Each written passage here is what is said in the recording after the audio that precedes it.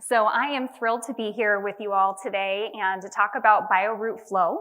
So as you all can tell, I am young. So as an endodontist, my career has been relatively short, if you will. But I've been using primarily bioceramic sealer in dental school residency and then clinical practice for about 5 years. And so bioceramics, I feel like they're part of a paradigm shift in our field, and they're becoming something that we need to really consider as, best treatment for our patients. So yes, there have been other sealers before that have done a very good job. They've gotten us to where we are now in endodontics, but we can always strive to be better, and I feel like BioRoot Flow is helping us do that. So I've done about 100 cases so far with BioRoot Flow, so I was able to get a little bit snuck over to me, if you will. And I'm actually very, very impressed with the product. So I do want to talk with you a little bit about my thoughts on this. So going back to basics, what are we trying to accomplish with obturation? Obviously, we're trying to create a seal that is going to be impermeable, if you will. I actually did have one of my assistants who was supposed to be handing me calcium hydroxide, hand me sealer, and she had extruded some into a tip and then put it onto the calcium hydroxide and didn't tell me. And you can imagine, I thought I'm placing calcium hydroxide in a canal, and I was very interested when the patient came back for their second appointment to find out that there was something rock solid in the canal, and it was white, but the patient was feeling better. I was able to essentially retreat my own case and then finish the final obturation, if you will. It was kind of, an interesting scenario, and I had to remind her, please don't put sealer into a syringe and then switch it over to the calcium hydroxide and just tell me it's a white paste and go for it.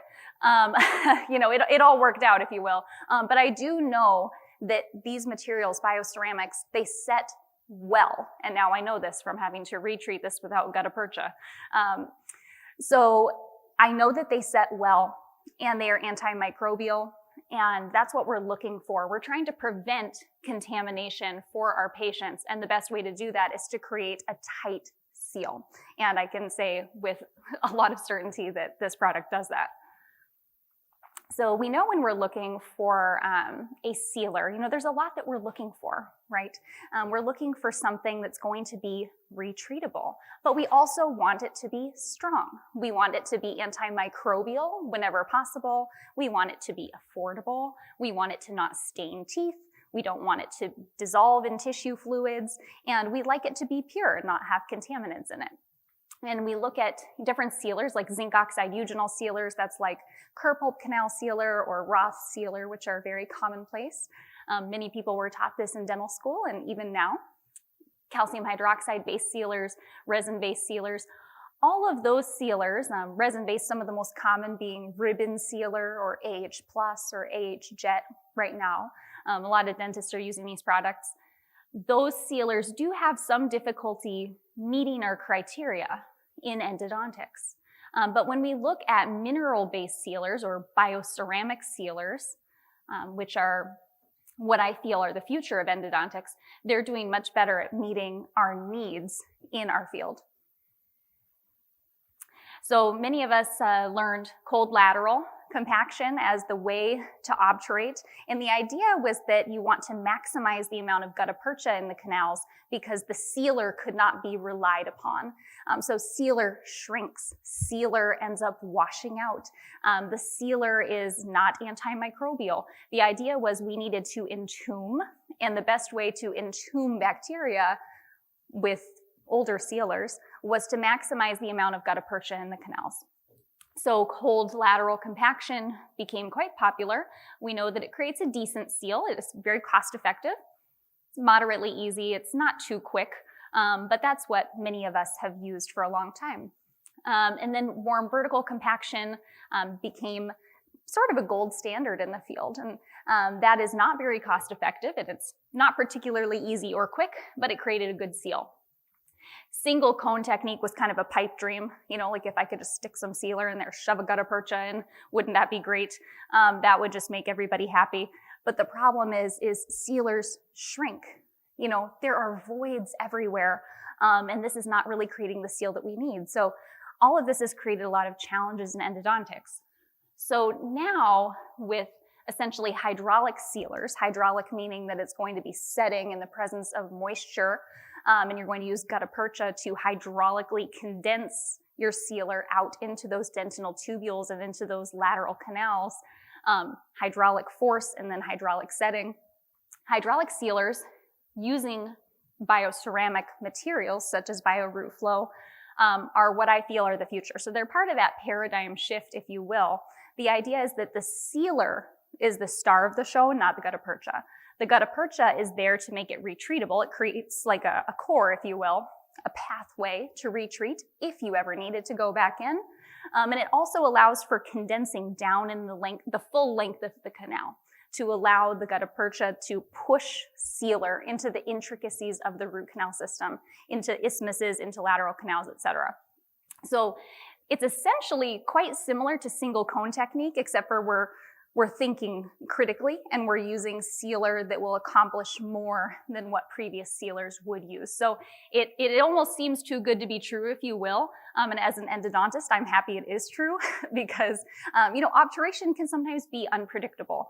But I do think that with hydraulic sealers and bioceramics, as they're also called, I do think that this is possible. So it's essentially a modified single cone technique, but we're maximizing sealer, minimizing the use of gutta percha, if you will. So BioRoot Flow did come about in a way as a relative to biodentin, which has actually over 900 publications now. I believe it might even be over 1,000. And then along the same lines in 2015, BioRoot RCS came out, which is a hand-mixed bioceramic sealer from Septodont. It's an excellent product. I've used it many times myself. As an endodontist who is doing cases all day long, my staff, though, they didn't get too excited about mixing the product constantly. If you're doing endo, maybe once a day or twice a day, I think that hand mixing would be very appropriate. You don't want your assistant just leaving the cap off of the, of your sealer. And so maybe you do want something hand mixed. That's up to you and up to what your practice prefers. In the practices where I work, we would prefer something that was syringeable. So you can do it either way, but with the BioRoot Flow, I like that it is ready to use and I'm able to inject into the canals. And then after I inject the product in the canals, I take the tip off, the lure lock tip, and I dip my gutta percha into the hub to be able to use sealer from there so that I don't have to extrude more onto a mixing pad, and I'm able to reduce waste and minimize cost. So using what's in the hub of the lure lock tip, take my gutta percha, and then I place it. So I maximize the amount of sealer in the canals. The sealer is the star, and I'm a big fan of sealer puffs when there are lesions. I'm not talking about putting sealer puffs in places where they shouldn't be. Sealer puffs when there are lesions, I think it is appropriate. And with a product like this that is biocompatible, I think that it is not harmful, and in fact, it may actually be helpful. So BioRoot Flow allows me to do that. And another thing that's really nice is if you want to use cold or warm obturation techniques, you can do either one. BioRoot Flow will set in the presence of moisture, so it is hydrophilic, which is nice. We're always worried about getting the canals dry enough. Resin-based sealers don't really set in the presence of moisture, and there's no way you're getting it totally dry, by the way. But BioRoot Flow will set in the presence of moisture, and that moisture comes from the inherent, essentially, humidity of dentin. So dentin has inherent moisture. Because of that, that moisture comes from the dentin. If you use heat, warm obturation techniques, you don't have to worry about evaporating off the liquid in your sealer because that's not the concern. The liquid, if you will, that is allowing it to set is coming from the dentin. So you can do cold or warm obturation techniques and you're good to go. So you're not going to end up with a chalky sealer, which is a pain that some of us may have experienced with other products, but it's really excellent. So it's very versatile. So that's one thing that's nice about BioRoot Flow. So here's a nice image of the package. So you end up getting the syringe, you get some tips and also a finger grip that go with it. And I wanted to show you a few of my cases that I have completed over the last couple of months using this product. So this one is kind of cool. You can see this little lateral anatomy here. I feel like the product does, as the name implies, it does flow well. So it goes into some of these places.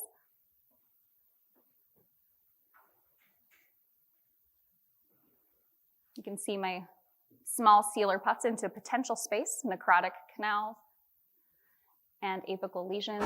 And then you can see this number 14 that I completed on a younger patient, very large palatal canal.